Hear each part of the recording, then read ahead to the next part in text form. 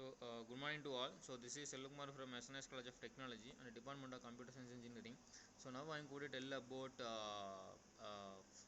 a flow chart in a problem solving technique. So, actually, what is a flow chart? So, flow chart means it will give the flow of the work process. We are going to identify which we are where we are in doing what kind of works in the current state. So, this is the flow chart. So, actually, flow chart is defined as a graphical representation of the logic or problem solving. So, purpose of flowchart is making the logic of the program clear in a visual representation. So this is the different symbol used in a flowchart. So first in the process for only square rectangle basis. So it is indicate the any type of internal operations inside the process or memory. So second one, input or output. So is used for input and output operations and indicate that the computer is to obtain data or output results. So flowchart is used to ask the questions that it can be answered in a binary format, yes or no. So it is a true or false condition. It is a decision name. So next one, a connector. So it allows the flowchart to be drawn without interacting lanes or without reserve flows. It is a connector. So next one, predefined process. It is used to invoke a subroutine or an interrupt to program. So this is simple used. So next one, a terminal. So it indicates the starting or ending of the program and process or interrupt a program.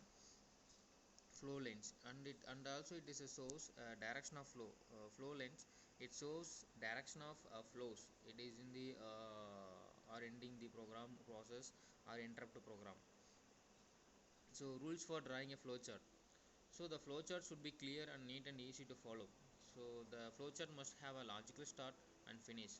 So only one flow line should come out from a process symbol and only one flow line should enter a decision symbol. So two or three flow lines may leave the decision symbol. So only one flow line is used to with the terminal symbol.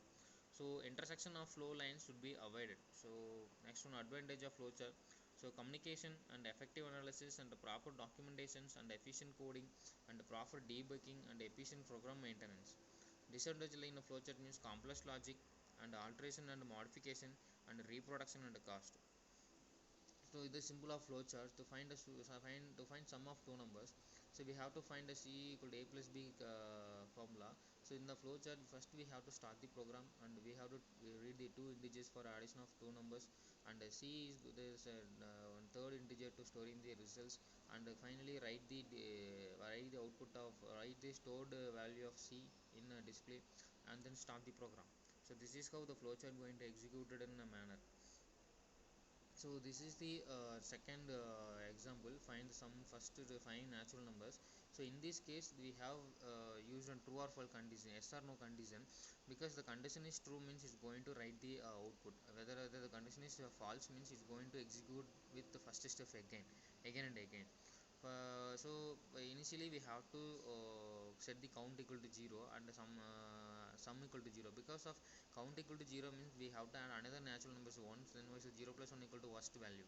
So next one is 1 equal 1 plus 2. So we can have 1 plus 1, we have to convert the two second integer. First 5 natural numbers was that we have to go into second number. So this is how the program going to execute. In the flowchart we have start the program and count equal to 0 and sum equal to 0. So third one we have to check the condition, count equal to count plus 1 and sum equal to sum plus count.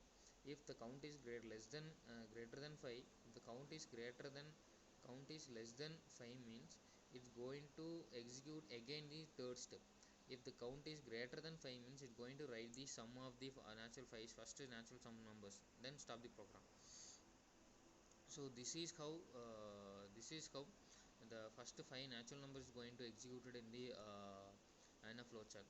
So why we are going to follow these kind of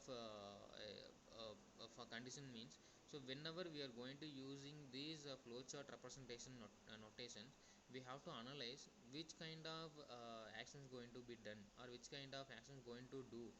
So then only then only we will have it the correct output or correct result on this execution. Because we because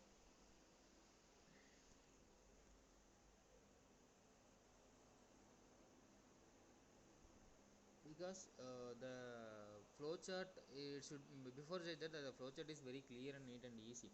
So only, so we are going to find which kind of notation going to are used. because only the one flow line should be entered reason simple, so otherwise the other line is going to end with the next line.